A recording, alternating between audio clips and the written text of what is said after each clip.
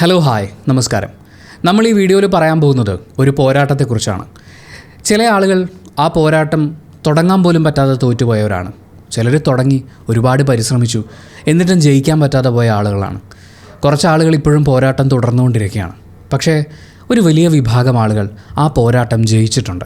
ഏത് സമയത്തും ആരുടെ ജീവിതത്തിലും വേണ്ടി വരാവുന്ന ആ പോരാട്ടം ഉണ്ടല്ലോ, അതിൽ വിജയിക്കാൻ നമുക്ക് ആവശ്യമായിട്ടുള്ളത് അവെയർനെസ്സാണ്, പ്രിപ്പറേഷനാണ്, പ്രിക്വേഷനാണ്. അതിനെക്കുറിച്ചാണ് നമുക്ക് ഈ വീഡിയോയിൽ സംസാരിക്കാനുള്ളത്. അതിനായിട്ട് നമ്മൾ 2 പേരുടെ ഉദാഹരണങ്ങളാണ് ഈ വീഡിയോയിൽ ഉപയോഗിക്കുന്നത്. മമത മോഹൻദാസും ജുവൽ മേരിയും. 2 പേരും ക്യാൻസറിനെ അതിജീവിച്ച ആളുകളാണ്. പക്ഷേ നമ്മൾ ഈ സെലിബ്രിറ്റീസിൻ്റെ ക്യാൻസറിൻ്റെ അതിജീവനത്തെക്കുറിച്ച് സംസാരിക്കുമ്പോൾ മറ്റൊരു സത്യം കൂടി മനസ്സിലാക്കേണ്ടതുണ്ട്. പുതിയ കണക്കുകൾ അനുസരിച്ച് കേരളത്തിൽ ഓരോ വർഷവും 66,000-ഓളം ആളുകൾക്ക് പുതുതായി ക്യാൻസർ രോഗം പിടിപെടുന്നുണ്ടെന്നാണ് കണക്കുകൾ വ്യക്തമാക്കുന്നത്. ഏതൊരു സാധാരണക്കാരനും ഇതുപോലത്തെ ഗുരുതരമായ രോഗങ്ങൾ വരാം. ക്യാൻസർ ആയാലും കിഡ്നി സംബന്ധമായ രോഗങ്ങളാണെങ്കിലും ഹൃദയ സംബന്ധമായ രോഗങ്ങളാണെങ്കിലും ഇനിയുള്ള കാലം ഇതിൻ്റെയൊക്കെ ചിലവ് കൂടുകയാണ്. ഇപ്പോൾ 50-60 ലക്ഷം വരെയൊക്കെ ട്രീറ്റ്മെൻറ്റിന് ചിലവ് വരുന്ന സാഹചര്യമുണ്ട്. അപ്പോൾ സാധാരണക്കാരന് ഈ ട്രീറ്റ്മെൻറ്റൊക്കെ അഫോർഡബിൾ ആവണമെങ്കിൽ തീർച്ചയായും നമ്മളൊരു ഹെൽത്ത് ഇൻഷുറൻസ് എടുക്കേണ്ടത് വളരെ വളരെ ആവശ്യമാണ്. നമുക്ക് ഒരാൾക്കായിട്ടല്ല, മുഴുവൻ ഫാമിലിക്ക് വേണ്ടിയിട്ട്. അല്ലെങ്കിൽ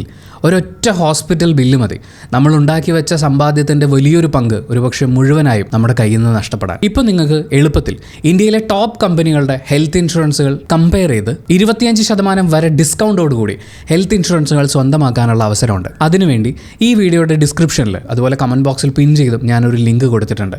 ആ ലിങ്ക് ക്ലിക്ക് ചെയ്ത് നിങ്ങളുടെ ബേസിക് ഡീറ്റെയിൽസ് കൊടുത്താൽ മതി. ലിസ്റ്റ് ചെയ്തിട്ടുള്ള കമ്പനികളിൽ നിന്ന് ഇഷ്ടമുള്ള ഫീച്ചേഴ്സ് നോക്കി സെലക്ട് ചെയ്തെടുക്കാം. 400-500 രൂപ മാസ പ്രീമിയത്തിൽ വരെ പ്ലാനുകൾ സ്റ്റാർട്ട് ചെയ്യുന്നുണ്ട്. 1 കോടി വരെ കവറേജ് ഉള്ള പോളിസി എടുക്കാം. നിങ്ങളുടെ കുടുംബത്തിൽ ആർക്കെങ്കിലും BP, ഡയബറ്റീസ്, തൈറോയിഡ്, ആസ്മ പോലെയുള്ള രോഗങ്ങളുള്ളവരുണ്ടെങ്കിൽ അവർക്ക് ഹെൽത്ത് ഇൻഷുറൻസ് എടുത്ത് 1ാമത്തെ ദിവസം മുതൽ കവറേജ് കിട്ടിത്തുടങ്ങുന്ന പ്ലാനുകളും അവൈലബിൾ ആണ്. ഇനി പ്രവാസികൾക്ക് പുറം നാട്ടിൽ നിന്ന് എടുക്കുന്നതിനേക്കാൾ 35% വരെ ചെലവ് കുറവിൽ ഇന്ത്യയിൽ നിന്നും ഹെൽത്ത് ഇൻഷുറൻസ് എടുക്കാം. ഇനി എന്തെങ്കിലും അസുഖം വന്ന് ക്ലെയിം വേണമെങ്കിൽ നിങ്ങൾ ഇൻഷുറൻസ് എടുത്ത സ്ഥലത്ത് നിന്ന് തന്നെ 30 മിനിറ്റിനുള്ളിൽ ക്ലെയിം സപ്പോർട്ടും കിട്ടും. അപ്പോൾ നിങ്ങൾ ഒരു ദിവസം ഫാമിലിയായിട്ട് പുറത്ത് പോകുമ്പോൾ സ്പെൻഡ് ചെയ്യേണ്ടി വരുന്നൊരു ചെറിയ തുക മാത്രം ഓരോ മാസവും മാറ്റി വെക്കുന്നതാണോ, അതോ ലക്ഷങ്ങളുടെ ബില്ല് വന്ന് കയ്യിലുള്ളത് മുഴുവൻ നഷ്ടപ്പെടുന്നതാണോ? ഏതാണ് നല്ലതെന്ന് നമ്മൾ തന്നെ സ്വയം ചിന്തിക്കണം. എന്തായാലും ഈ വീഡിയോയുടെ ഡിസ്ക്രിപ്ഷനിലും കമൻറ്റ് ബോക്സിലും ലിങ്ക് കൊടുത്തിട്ടുണ്ട്. ആ ലിങ്ക് ക്ലിക്ക് ചെയ്ത് പോയി നിങ്ങളുടെ സമ്പാദ്യം സേവ് ചെയ്യാൻ പറ്റുന്ന ഒരു നല്ല ഹെൽത്ത് ഇൻഷുറൻസ് പോളിസി എടുത്തു വെക്കുക. അല്ലെങ്കിൽ സ്ക്രീനിൽ ഇപ്പോൾ കാണുന്ന QR കോഡ് സ്കാൻ ചെയ്താലും മതി. ഇത് നാളത്തേക്കെന്ന് കരുതി മാറ്റി വെക്കരുത്. നമുക്ക് മമത മോഹൻദാസ് പറഞ്ഞിട്ടുള്ള കാര്യങ്ങളിൽ നിന്ന് ആരംഭിക്കാം. പുള്ളിക്കാരി പറയുന്നത്, ഞാൻ എന്നും പറയും ക്യാൻസറിനൊരു പ്രത്യേക ദിവസമൊന്നുമില്ല, അത് ആർക്കും എപ്പോൾ വേണമെങ്കിലും സംഭവിക്കാമെന്ന്. ഞാൻ പറയുന്നത് ക്യാൻസറിനെ കുറിച്ച് മാത്രമല്ല കേട്ടോ, വേറെയും അനവധി നമ്മളെ ഒരുപാട് ബുദ്ധിമുട്ടിലാക്കുന്ന ആ അസുഖം ബാധിക്കുന്നയാൾ, അയാളുടെ കുടുംബാംഗങ്ങൾ, അയാളെ സ്നേഹിക്കുന്ന ആളുകൾ, അവരെ മുഴുവൻ ഒരു വലിയ സ്ട്രെസ്സിലേക്ക് കൊണ്ടെത്തിക്കുന്ന, ഒരുപാട് നാളത്തെ ട്രീറ്റ്മെൻറ്റ് വേണ്ടുന്ന, വലിയ പോരാട്ടം ആവശ്യമായിട്ടുള്ള, വലിയ ഫിനാൻഷ്യൽ ബാഗേജ് വരുന്ന അങ്ങനത്തെ ഒരുപാട് കണ്ടീഷൻസ് ഉണ്ട്. അത് ആർക്ക് വേണമെങ്കിലും എപ്പോൾ വേണമെങ്കിലും സംഭവിക്കാം. പലപ്പോഴും വളരെ പ്രധാനപ്പെട്ട പല അവസ്ഥകളും, രോഗാവസ്ഥകളും നമ്മൾ വിചാരിക്കുന്നത് ചിലപ്പോൾ കാശുകാരായിട്ടുള്ള ആളുകൾക്ക് വരും, അല്ലെങ്കിൽ കുറച്ച് പ്രായമായിട്ടുള്ള ആളുകൾക്കേ വരുള്ളൂ. നമ്മുടെ കുടുംബത്തിൽ എന്തായാലും വരില്ല. ഞാനും അങ്ങനെയൊക്കെ വിശ്വസിച്ചിരുന്ന ഒരാളാണ്. ഒരു ദിവസം അമ്മ വിളിച്ചിട്ട്, അനിയന് ഹാർട്ടിന് പ്രശ്നമുണ്ട്, അവൻ്റെ ഹാർട്ട് ട്രാൻസ്പ്ലാന്റ് ചെയ്യണം എന്നാണ് ഡോക്ടർമാർ പറയുന്നതെന്ന് പറഞ്ഞപ്പോഴാണ് ഹൃദയം മാറ്റിവെക്കൽ ശസ്ത്രക്രിയ എന്ന് പറയുന്നത് എന്നെപ്പോലെ ഒരാളുടെ കുടുംബത്തിലും വേണ്ടി വന്നേക്കുമെന്ന്. മമത പറഞ്ഞ പോലെ നിങ്ങൾ എത്ര വലിയ ആളാണെങ്കിലും എത്ര ചെറിയ ആളാണെങ്കിലും ക്യാൻസർ എന്നല്ല, ഏത് ടെർമിനൽ രോഗവും ആർക്ക് വേണമെങ്കിലും എപ്പോൾ വേണമെങ്കിലും സംഭവിക്കാം. അനിയൻ ആ ഒരു സിറ്റുവേഷൻ വന്നതിന് ശേഷം സത്യം പറയാമല്ലോ, ഇന്ന് ഞാൻ കുറേയും കൂടി പ്രിപ്പയർ ആണെന്ന് വിചാരിക്കാം. കാരണം ഏത് നിമിഷവും വരാം, ഏത് രോഗാവസ്ഥയും വരാം. അതിന് നമ്മൾ ഫിനാൻഷ്യലി പ്രിപ്പയർ ആണോ?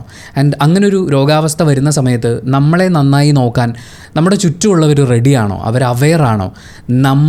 നമ്മൾ നന്നായി നോക്കുന്നുണ്ടോ? ഇതൊക്കെ ചിന്തിക്കേണ്ടതിൻ്റെ ആവശ്യകതയെക്കുറിച്ച് ഞാൻ ഇന്ന് ബോധവാനാണ്. പക്ഷേ നമ്മളിൽ എത്ര പേർ ആ ഒരു സിറ്റുവേഷനിലുണ്ട്? ആൻഡ് അങ്ങനെ ഒരു രോഗാവസ്ഥ വരുമ്പോൾ ഏറ്റവും കൂടുതൽ രോഗാവസ്ഥയെ ഫേസ് ചെയ്യുന്ന, അതിനോട് പോരാടുന്ന ആളുകളുണ്ടല്ലോ, അവരേറ്റവും കൂടുതൽ ബുദ്ധിമുട്ടുന്നൊരു സാഹചര്യം എപ്പോഴാണെന്നറിയോ? സഹതാപവും പൊതിഞ്ഞു കിട്ടി വരുന്ന ആൾക്കാരാണ്. നമുക്ക് ഉറപ്പായിട്ടും സങ്കടം ഉണ്ടാവും. നമുക്ക് പ്രിയപ്പെട്ട, വേണ്ടപ്പെട്ട, നമുക്ക് പരിചയമുള്ള ഒരാൾ ഒരു വലിയ രോഗത്തോട് മല്ലടിക്കുകയാണ് എന്നറിയുമ്പോൾ, ഇപ്പോൾ പണ്ടൊക്കെ ആണെങ്കിൽ ക്യാൻസർ വന്നു എന്ന് പറഞ്ഞു കഴിഞ്ഞാൽ ആളില്ല എന്നാണ് നമ്മൾ വിചാരിക്കുക. പക്ഷേ ഇന്ന് നമ്മുടെ ചികിത്സാ രംഗം വളരെയധികം മുന്നോട്ട് പോയിക്കൊണ്ടിരിക്കുകയാണ്. ഒരുപാട് റിസർച്ചും കാര്യങ്ങളും ഒക്കെ നടന്നുകൊണ്ടിരിക്കുന്നു. അപ്പോൾ നമുക്കിപ്പോൾ പ്രതീക്ഷയുണ്ട്. പക്ഷേ ആ പ്രതീക്ഷയുമായിട്ട് ഈ രോഗത്തിനെ ഫേസ് ചെയ്യാൻ മുന്നിട്ടിറങ്ങിയിരിക്കുന്ന ഒരാളുടെ അടുത്ത് എനിക്ക് പലപ്പോഴും തോന്നിയിട്ടുണ്ട്, ഇത് ആളുകൾ ഏതോ നമ്മുടെ നാട്ടിലെ രീതി ഇതാണല്ലോ എന്ന് വിചാരിച്ച് ചെയ്യുന്ന പോലെ.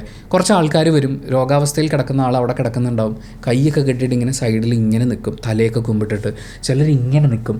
ഇങ്ങനെ നിൽക്കുമ്പോൾ എന്താ സംഭവിക്കുന്നതെന്ന് വെച്ചാൽ അയാളൊരു വലിയ ഫൈറ്റ് ചെയ്തുകൊണ്ടിരിക്കുകയാണ്. അതായത് അയാളുടെ ഉള്ളിൽ തന്നെ ഈ രോഗം എന്നെ എങ്ങനെ ബാധിക്കും, എൻ്റെ ലൈഫ് എങ്ങോട്ടാണ് പോകുന്നത് എന്നൊന്നും ചിന്തിക്കാൻ പറ്റാത്ത വളരെ കൺഫ്യൂസ്ഡ് ആയിട്ടുള്ള ഒരു സ്റ്റേറ്റിൽ നിൽക്കുകയാണ്. അവിടെ നിന്നുകൊണ്ട് അയാൾ ജീവിതത്തിലേക്ക് തിരിച്ചു വരാൻ ശ്രമിക്കുകയാണ്. എനിക്ക് ഇനിയും ഹോപ്പ് ഉണ്ടെന്ന് ചിന്തിക്കുകയാണ്. അപ്പോഴാണ് ഈ ചുറ്റും നിൽക്കുന്ന ആൾക്കാരൊക്കെ വന്നിട്ട് എന്തോ സംഭവിച്ച് കഴിഞ്ഞു എന്നുള്ള എക്സ്പ്രഷനിൽ നിൽക്കുന്നത്. നമ്മൾ ഇന്നസെൻറ്റിൻ്റെ ക്യാൻസർ വാർഡിലെ ചിരി എന്ന് പറയുന്ന പുസ്തകത്തിലൂടെ കടന്നു പോകുമ്പോൾ അങ്ങനെ അദ്ദേഹത്തിൻ്റെ അവസ്ഥയെ നോക്കി കണ്ടിട്ടുള്ള ആളുകളെക്കുറിച്ച് അദ്ദേഹം സംസാരിക്കുന്നുണ്ട്. ചുറ്റുമുള്ളവരൊക്കെ വന്ന് നിന്ന് പ്രാർത്ഥിക്കുകയും മറ്റുമൊക്കെ ചെയ്യുമ്പോൾ അപ്പോൾ എൻ്റെ കാര്യം തീരുമാനമായില്ലേ എന്ന് ചിന്തിക്കുന്ന പോലത്തെ ഒരു അവസ്ഥയെക്കുറിച്ച് അദ്ദേഹം പറയുന്നുണ്ട്. നമ്മൾ അങ്ങനെ ഒരു രോഗാവസ്ഥയിലുള്ള ആളുടെ അടുത്ത് അവരെ സന്തോഷിപ്പിക്കാൻ വേണ്ടി പടക്കം പൊട്ടിച്ച് ആഘോഷിച്ച് അങ്ങോട്ട് പോകാൻ ചിലപ്പോൾ നമുക്ക് പറ്റില്ലായിരിക്കും. പക്ഷേ സങ്കടപ്പെടുത്താനും തളർത്താതിരിക്കാനും ശ്രമിക്കാമല്ലോ. അനിയൻ ആശുപത്രി കിടന്ന സമയത്ത് എനിക്കിതൊക്കെ റിലേറ്റ് ചെയ്യാൻ പറ്റുന്നത് ഈ ഒരു ആംഗിളിലാണ്. ആ സമയത്ത് അവൻ്റെ ഓഫീസിൽ കൂടെ വർക്ക് ചെയ്തിരുന്ന 2 പെൺകുട്ടികളുണ്ടായിരുന്നു. അതിലൊരാളുടെ പേര് ഹാപ്പി എന്നാണ്, മറ്റേ പേര് എനിക്കിപ്പോൾ ഓർമ്മ വരുന്നില്ല. ഇവർ 2 പേരും വൈകുന്നേരം ഒരു 6 മണിയൊക്കെ ആകുമ്പോൾ അവർ ഓഫീസിൽ നിന്ന് ഇറങ്ങിയിട്ട് നേരെ ആശുപത്രിയിലേക്ക് വരും. 8 മണി വരെ എന്തോ അവിടെ വിസിറ്റിംഗ് ടൈമുണ്ട്. ആ സമയത്ത് ഇവർ വന്നു കഴിഞ്ഞാൽ പിന്നെ ഇവരുണ്ടല്ലോ എന്ന് കരുതി ഞാനാണ് ബൈസ്റ്റാൻഡറായിട്ട് നിൽക്കുന്നത്, അപ്പോൾ എനിക്ക് കുറച്ച് സമയം ഉറങ്ങാനൊക്കെ കിട്ടും. ആ സമയത്താണ് ഞാനൊന്ന് കണ്ണടയ്ക്കുന്നത്. രാത്രി എനിക്ക് ഉറക്കം വരില്ല, പേടിയായിട്ട്. കാരണം ഈ ഹാർട്ട് ഇങ്ങനെ പൊങ്ങാൻ താഴെയും ചെയ്യുന്നത് ഞാനിങ്ങനെ നോക്കിയിരിക്കും. ഇതെങ്ങാനും നിന്ന് പോയാലോ, ഞാൻ വേണ്ടേ നേഴ്സിനെ വിളിക്കാൻ, ഞാൻ വേണ്ടേ ഡോക്ടറെ വിളിക്കാൻ എന്ന് പറഞ്ഞാൽ ഞാൻ ആ പാനിക് സിറ്റുവേഷനിലാണ്. പക്ഷേ അത് അവൻ്റെ അടുത്ത് എക്സ്പ്രസ് ചെയ്തിട്ടില്ല. അങ്ങനെ എക്സ്പ്രസ് ചെയ്ത് അവൻ എന്നെ എറിഞ്ഞു ഓടിക്കുമായിരുന്നു. ആ രീതിയിലാണ് അവൻ ഇതിൽ നിന്ന് രക്ഷപ്പെടും എന്ന അത്രയും വിശ്വാസത്തിൽ നിൽക്കുമായിരുന്നു. അവനെ അഡ്മിറ്റ് ചെയ്ത ആദ്യത്തെ 2-ാമത്തെയോ ദിവസം നൈറ്റ് ഞാൻ അവിടെ നിൽക്കുമ്പോൾ ഒരു ഡോക്ടർ എന്നെ വിളിച്ചുകൊണ്ട് പോയി. കാര്യം ഞാൻ ഇടയ്ക്കിടയ്ക്ക് നഴ്സുമാരെ വിളിച്ചുകൊണ്ടിരിക്കുക, ഒന്ന് വന്ന് നോക്കണേ. അപ്പോൾ എന്നെ വിളിച്ചുകൊണ്ട് പോയിട്ട് അവൻ്റെ ഹാർട്ടിൻ്റെ അവർ സ്കാൻ ചെയ്തതും അതിൻ്റെ ഡീറ്റെയിൽസൊക്കെ എടുത്തു വെച്ചിട്ട് പറഞ്ഞു, അധികം പ്രതീക്ഷയൊന്നും വേണ്ട. അത് കേട്ടപ്പോൾ എൻ്റെ ഉള്ളിലുണ്ടായിട്ടുള്ളൊരു പേടിയുണ്ട്. പക്ഷെ അവൻ അപ്പോഴും പറഞ്ഞത് ഇതവൻ ഓവർകം ചെയ്യുമെന്നാണ്. അങ്ങനെ നിൽക്കുന്ന ഒരാൾ. അപ്പം ഇവൻ്റെ ഈ കൂടെ വർക്ക് ചെയ്യുന്ന ഈ 2 കുട്ടികൾ വന്നു കഴിഞ്ഞാൽ ഇവരിരുന്ന് വിശേഷം പറച്ചില്ല. ഓഫീസിലുള്ള കാര്യം പറയുന്നു, അത് പറയുന്നു, ചിരി കളി ബഹളം. ഇവനും ഭയങ്കര ആക്റ്റീവായിട്ടിരിക്കുന്നു. അവർ ഓഫീസിലെ പരദൂഷണ പരിപാടികളൊക്കെ ഉണ്ട്. പക്ഷേ ആ ഒരു 1.5-2 മണിക്കൂർ സെലിബ്രേഷൻ പോലെയാണ്. അതുപോലെ അനിയത്തിയുടെ കൂട്ടുകാർ 2-3 പേര് വരാൻ ഇവരെല്ലാം വന്നിട്ട് ആ ആശുപത്രിയുടെ മൂഡ് മൊത്തത്തിൽ മാറ്റി. ഇടയ്ക്ക് നഴ്സുമാരൊക്കെ വന്ന് പറയും ശബ്ദം ഒന്ന് താഴ്ത്തണമെന്ന്. എന്നിട്ട് ഈ വിസിറ്റിംഗ് ടൈം കഴിഞ്ഞാൽ ഇവർ പോവില്ല, ഇവരവിടെ അള്ളിപ്പിടിച്ചിരിക്കും. സെക്യൂരിറ്റി വന്ന് വിളിക്കും, സെക്യൂരിറ്റിയെ എന്തെങ്കിലുമൊക്കെ സെക്യൂരിറ്റി പോയി കഴിയുമ്പോഴേക്കും പിന്നെ ഞങ്ങൾ പോവോ എന്നൊക്കെ പറഞ്ഞ് അതൊരു ആംബിയൻസ് ക്രിയേറ്റ് ചെയ്തായിരുന്നു. അതിൻ്റെ ഓളത്തിൽ ഞാനും അവനും മാത്രമുള്ള സമയത്ത് ഞങ്ങൾ അതിൻ്റെ ബാക്കി വിശേഷങ്ങളൊക്കെ പറഞ്ഞ് ഒരു പുസ്തകമൊക്കെ വായിക്കും, ചിലപ്പോൾ സിനിമ കാണും, അങ്ങനെ എന്തെങ്കിലുമൊക്കെ ചെയ്ത് ഞങ്ങളും ആ ദിവസത്തിനെ അങ്ങനെ കൊണ്ടുപോകും. അങ്ങനെ പോകാൻ ചിലപ്പോൾ നിങ്ങൾക്ക് പറ്റിയെന്ന് വരില്ല. പക്ഷേ സഹതാപം കൊണ്ട് ചെല്ലരുത്. അത് തന്നെയാണ് മമതയും പറയുന്നത്. കെയർ ഗീവേഴ്സിനോട് അവരെപ്പോഴും പറയുന്നതാണ് സഹതാപത്തോടെ സങ്കടത്തോടെ നോക്കല്ലേ എന്ന്. നിങ്ങളൊരു ചിരിച്ച മുഖമായിട്ട് ചെല്ലൂ. അത് അവരുടെ അവസ്ഥയിൽ ഒരു വലിയ വ്യത്യാസം ഉണ്ടാക്കും. അവരുടെ ബേർഡൻ ആഡ് ചെയ്യാനല്ല നിങ്ങൾ പോകേണ്ടത്, അത് ലൈറ്റൻ ചെയ്യാനല്ലേ പോകേണ്ടത്. മമത തന്നെ പറയുന്നത് കൾച്ചറലി നമ്മുടെ ഉള്ളിലുള്ളതാണ്. ഒരാൾക്കൊരു അസുഖം വന്നു കഴിഞ്ഞാൽ, ഇത് പണ്ട് മുതൽ എന്ന് വെച്ചാൽ ഏത് കാലത്ത് തുടങ്ങിയതാണ്, ഒരാൾക്കൊരു അസുഖം വന്നാൽ അത് വളരെ ക്രിട്ടിക്കലായിട്ടുള്ളൊരു കണ്ടീഷൻ ആണെങ്കിൽ അവിടെ പോയി നമ്മൾ സങ്കടം പ്രകടിപ്പിക്കണം. അത് ഞാനും നിങ്ങളുടെ ദുഃഖത്തിൽ പങ്കുചേരുന്നു, ഞങ്ങളിവിടെ വന്നിട്ടുണ്ടായിരുന്നു. ഇത് മറ്റേ ബോധിപ്പിക്കൽ പരിപാടിയും കൂടി ഇതിനകത്ത് ചേരുന്നുണ്ട്. അതും വളരെ മോശമായിട്ടുള്ളൊരു കാര്യമാണെന്നേ പറയുള്ളൂ. ഞാനും ആരെങ്കിലുമൊക്കെ ആശുപത്രിയിലുണ്ടെങ്കിൽ ചെന്ന് കഴിഞ്ഞാൽ എന്തെങ്കിലും കോമഡിയൊക്കെ പറഞ്ഞ് ഒരു ഷെയ്ക്കാനൊക്കെ കൊടുത്ത് ജോളിയായിട്ട് വരിക. നമ്മുടെ ഉള്ളിൽ ചിലപ്പോൾ സങ്കടം ഉണ്ടാവും, നമുക്ക് അയാളുടെ കിടപ്പ് കാണുമ്പോൾ നമ്മൾ തകർന്നു പോകും. പക്ഷേ രസമായിട്ട് എൻ്റെ ഏറ്റവും ക്ലോസ് ആയിട്ടുള്ള ഒരാൾ ലിവറിന് ഭയങ്കര പ്രശ്നം വന്ന് ഒരാഴ്ചയും കൂടി ഇയാളുള്ളൂ എന്ന് പറഞ്ഞ സമയത്ത് ഞാനാണ് കൂടെ നിന്നിട്ടുണ്ടായിരുന്നത്. ഞാൻ അയാളെ കാണുമ്പോൾ ഞാൻ ഇങ്ങനെ കണ്ടുകൊണ്ടിരുന്ന മനുഷ്യൻ ഉണങ്ങി എല്ല് മാത്രമായിട്ടിരിക്കുകയാണ്. പക്ഷേ ഞാൻ അയാളുടെ അടുത്ത് ഒന്നും എക്സ്പ്രസ് ചെയ്തില്ല. ഞാനിങ്ങനെ ചിരിച്ചിട്ട് അതൊക്കെ ശരിയാവൂടാ, അത് വലിയ കാര്യമൊന്നുമില്ല, അതാണ്. ഞാൻ അയാളെ വേദനിപ്പിച്ചിട്ടില്ല, അയാളുടെ പ്രതീക്ഷകളെ തല്ലിക്കെടുത്തിയിട്ടില്ല. ആ സമയത്തൊന്നും ഞങ്ങൾ ഈ കാര്യം അയാളോട് കമ്മ്യൂണിക്കേറ്റ് ചെയ്തിട്ടില്ല. ഡോക്ടർ പറഞ്ഞിട്ടുണ്ടായിരുന്നു ലൈഫ് സ്റ്റൈൽ ഇങ്ങനെ മുന്നോട്ട് കൊണ്ടുപോയാൽ ശരിയാവില്ല എന്നുള്ളത്. പക്ഷെ തിരിച്ചു വരാനുള്ള ഹോപ്പാണ് ഞങ്ങൾ മാക്സിമം കൊടുക്കാൻ നോക്കിയത്. പിന്നെ ഇത്തരം ഒരു കണ്ടീഷൻ ഉണ്ടാകുമ്പോൾ അവരുടെ ലൈഫ് സ്റ്റൈലിൽ ഉണ്ടാകുന്ന ഒരു വലിയ ചേഞ്ച് ഉണ്ട്. അങ്ങനെ ഒരു ലൈഫ് സ്റ്റൈൽ ചേഞ്ച് കൊണ്ടുവന്നാൽ മാത്രമേ അത്തരമൊരു സിറ്റുവേഷനിൽ നമുക്ക് പുറത്ത് കിടക്കാൻ പറ്റുള്ളൂ. നമ്മുടെ ഒരുപാട് ബാഡ് ഹാബിറ്റ്സ് ഉണ്ട്. ഇപ്പോൾ പുകവലിക്കുക, മദ്യപാനം, അതുപോലെ എക്സസൈസ് ചെയ്യാതിരിക്കുക, വളരെ സെഡൻറ്ററി ആയിട്ടുള്ളൊരു ലൈഫ് സ്റ്റൈലിൽ പോവുക, ഈറ്റിംഗ് ഹാബിറ്റ്സ് ശ്രദ്ധിക്കാതിരിക്കുക, ഇങ്ങനെയുള്ള പല പ്രശ്നങ്ങളും ഉണ്ട്. അത് നമ്മുടെ ഈ മോഡേൺ കൾച്ചറിൻ്റെ ഭാഗമായിട്ടൊക്കെ വന്നിട്ടുള്ളതാണ്. പക്ഷേ നമ്മളൊരു ഹെൽത്തിയർ ലൈഫ് സ്റ്റൈലിലേക്ക് മാറുക എന്ന് പറയുന്നത് ഇത്തരം ഒരു കണ്ടീഷനിലേക്ക് എത്തുമ്പോൾ ഒരാൾ അതിന് നിർബന്ധിതനാവും. പക്ഷേ പല കേസിലും സംഭവിക്കുന്നത് എന്താ പറയുക, കൂടെ നിൽക്കുന്ന ആൾക്കാർ അതിന് വലിയ സപ്പോർട്ട് കൊടുക്കില്ല. ഒരു ചെറിയ ഉദാഹരണം എന്ന് പറഞ്ഞാൽ ഒരാൾക്ക് ഡയബറ്റീസ് ഉണ്ടെന്ന് അറിഞ്ഞു കഴിഞ്ഞാൽ 1 ലഡുവൊക്കെ കഴിക്കാം, അതിൽ കുഴപ്പമൊന്നുമില്ല എന്ന് പറയും. എന്തിനാടോ അവർ കഷ്ടപ്പെട്ട് അത് മെയിൻറ്റെയിൻ ചെയ്തുകൊണ്ടിരിക്കുകയാണ്. അവരെ ഒരു ലഡു കഴിപ്പിച്ചിട്ട് നിങ്ങൾക്ക് ഒരു അവാർഡും കിട്ടാനില്ല. പക്ഷേ മധുരപലഹാരം കൊടുക്കുമ്പോൾ, എണ്ണ പലഹാരം കൊടുക്കുമ്പോൾ ഇതിലൊന്നും വരൂലെന്നേ. സ്വയം ശ്രദ്ധിക്കാത്ത ആൾക്കാരുണ്ട്. അവരെ കാത്തിരിക്കുന്നത് അത്ര നല്ല അനുഭവങ്ങളൊന്നും ആയിരിക്കില്ല, അല്ലെങ്കിൽ അവർക്ക് ചിലപ്പോൾ ഇതൊരു ബുദ്ധിമുട്ടായിരിക്കില്ല. അവരെ നോക്കാൻ നിൽക്കുന്ന ആളുകൾക്കായിരിക്കും അത് ഏറ്റവും കൂടുതൽ ബുദ്ധിമുട്ടുണ്ടാവുക. പക്ഷേ ഇതിനെ ഓവർകം ചെയ്യണം, എനിക്ക് ജീവിതത്തിലേക്ക് ശക്തമായി തിരിച്ചു വരണമെന്ന് ആഗ്രഹിക്കുന്ന ആൾക്കാരുടെ അടുത്ത് അവരുടെ ലൈഫ് സ്റ്റൈൽ ചേഞ്ചിനെ അഡാപ്റ്റ് ചെയ്യാൻ as A society, as friends അല്ലെങ്കിൽ റിലേറ്റീവ്സ് നമ്മളും കൂടി ചേർന്ന് നിൽക്കേണ്ടതുണ്ട്. ആൻഡ് അങ്ങനൊരു കണ്ടീഷനിലൂടെ കടന്നു പോകുന്ന ഒരാൾ സ്വയം തീരുമാനമെടുക്കേണ്ടതുണ്ട്. മമത പറയുന്നത് ലൈഫ് സ്റ്റൈൽ ഏറ്റവും നന്നായി മെയിൻറ്റെയിൻ ചെയ്തുകൊണ്ടിരുന്നത്, അതായത് അത്രയും ശ്രദ്ധിച്ചിരുന്ന ഒരാളാണ് താനെന്നാണ്. പക്ഷേ അവരെ തേടി ക്യാൻസർ വന്നു. ഇത്രയൊക്കെ ശ്രദ്ധിച്ചിട്ടും രോഗാവസ്ഥ ഉണ്ടാവുന്നു എന്ന് പറഞ്ഞാൽ ഇതിനൊന്നും ഒരു ഗ്യാരണ്ടി ഇല്ലെന്നേ. അതിനെക്കുറിച്ച് അവർ പറയുന്നത് എന്ത് കോംപ്ലിക്കേറ്റഡ് സന്ദർഭം നമ്മുടെ ലൈഫിൽ വന്നാലും അത് നേരിടാനുള്ള മനക്കരുത്ത്, സ്ട്രെങ്ത്, വിൽ പവർ നമുക്ക് വേണം. ഞാൻ ഒരുപാട് പ്രാവശ്യം വീണിട്ട് അവിടെ നിന്ന് എണീറ്റ് വന്ന ആളാണ് എന്ന് അവർ പറയുമ്പോൾ അവരത് ചെയ്ത് കാണിച്ചിട്ടുള്ള ആളാണ്. അസാധ്യമായ മനക്കരുത്ത് കൊണ്ട് മാത്രം മുന്നോട്ട് വരാൻ പറ്റുന്ന ഒന്നിലധികം തവണ യാത്ര ചെയ്തിട്ടുള്ള ഒരാളാണ് അവർ. എൻ്റെ ഏറ്റവും പ്രധാനപ്പെട്ട ഒരു കാര്യം മമത പറയുന്നത്, അവർ ബിലോങ് ചെയ്യുന്നത് ഒരു അപ്പർ മിഡിൽ ക്ലാസ് ഫാമിലിയിലാണ്. ഞാൻ കാണുന്ന പലരും സ്ട്രഗിൾ ചെയ്തിട്ടുണ്ട്. ഞാൻ അത് വിൽക്കണോ, ഞാൻ ഇത് വിൽക്കണോ, കാരണം ട്രീറ്റ്മെൻറ്റിന് പണം തന്നെ വേണം. ഇത്തരം ഒരു കണ്ടീഷനിലൂടെ കടന്നു പോകുമ്പോൾ നമ്മളിപ്പോൾ മമത അവരെക്കുറിച്ച് എങ്ങനെ പറഞ്ഞാലും നമ്മൾ മമതയെ കാണുമ്പോൾ മമത ഒരു അപ്പർ മിഡിൽ ക്ലാസ് ഫാമിലിയിൽ അല്ലെങ്കിൽ അതിന് മുകളിൽ നിൽക്കുന്ന ഒരാളാണ്. ഒരു ട്രീറ്റ്മെൻറ്റോ മറ്റു കാര്യങ്ങളോ വരുമ്പോൾ തീർച്ചയായും അവർക്കത് അഫോർഡ് ചെയ്യാൻ പറ്റിയേക്കും. പക്ഷേ എല്ലാവരുടെയും അവസ്ഥ അതല്ല, അല്ലെങ്കിൽ ഒരു ബഹുഭൂരിപക്ഷം ആളുകളുടെയും സാമ്പത്തിക അവസ്ഥ എന്ന് പറയുന്നത് ഇത്രയും കോസ്റ്റ്ലി ആയിട്ടുള്ളൊരു ട്രീറ്റ്മെൻറ്റിലൂടെ കടന്നു പോകാനല്ല.